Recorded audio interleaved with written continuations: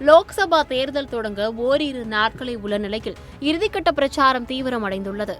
எப்படியாவது ஆட்சியை பிடிக்க தேர்தலில் போட்டியிடும் வேட்பாளர்கள் நூதனமான பல வழிமுறைகளை கையாண்டு வருகின்றனர்.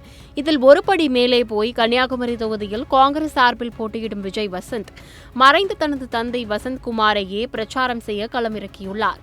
அதாவது AI தொழில்நுட்ப உதவியுடன் வசந்த்குமாரே விஜய் வசந்துக்கு வாக்கு சேகரிப்பது போன்ற வீடியோ ஒன்று தயாராகியுள்ளது. காங்கிரசர் இந்த வீடியோவை தங்களது சமூக வலைதளங்களிலும் பகிர்ந்து வரும் நிலையில் கன்னியாகுமரி பிரச்சார களத்திற்குள் AI தொழில்நுட்பம் நுழைந்துள்ளது. எனது எண்ணங்களையும் ஆசைகளையும் நிறைவேற்ற கிடைத்த மற்றொரு வாய்ப்புதான் என் அன்பு மகன் விஜய் வசந்த். அவன் உங்களுக்காக பணி செய்ய உங்களோடு இருக்கிறான்.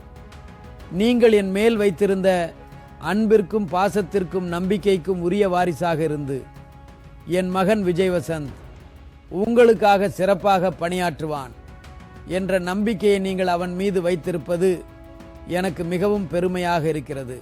இதேபோல எடப்பாடி பழனிசாமியை ஆதரித்து மறைந்த முன்னாள் முதலமைச்சர் ஜெயலலிதா பேசுவது போன்ற வீடியோ முன்னதாக வெளியான நிலையில் தற்போது வசந்த்குமாரின் AI வீடியோவும் வெளியாகியுள்ளது.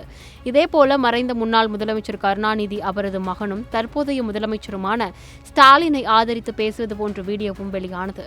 இது மட்டுமில்லாமல் ராஜஸ்தானில் காங்கிரஸ் வேட்பாளர் நேரடியாக வாக்காளர்களின் பெயரை சொல்லி பேசுவது போல AI தொழில்நுட்பம் பயன்படுத்தப்பட்டுள்ளது. சிறைக்கு சென்ற அரவிந்த் கெஜ்ரிவால் பேசுவது போல ஆம் ஆத்மி கட்சியும் ஒரு வீடியோவை வெளியிட்டது. இறந்து போனவர்கள் பேசுவது போலவும் உண்மையில் நடக்காத நிகழ்வுகளையும் முன்னிறுத்தும் AI தொழில்நுட்பம் சம்பந்தப்பட்ட நபர்கள் சுய அறிவில் பேசாத முன்னெடுக்காத விஷயங்களை வைத்து வாக்குகளை சேகரிப்பது சரியானதாக இருக்குமா என்ற கேள்வியை அரசியல் விமர்சகர்கள் கேள்வி எழுப்பி வருகின்றனர். AI என தெரிந்து வாக்காளர்கள் சுய அறிவோடு தான் முடிவெடுப்பார் என்பதால் AI வீடியோக்களை தொழில்நுட்ப புதுமையாக தான் கருத வேண்டும் என்பதே டெக் ஆர்வலர்களின் கருத்தாக உள்ளது.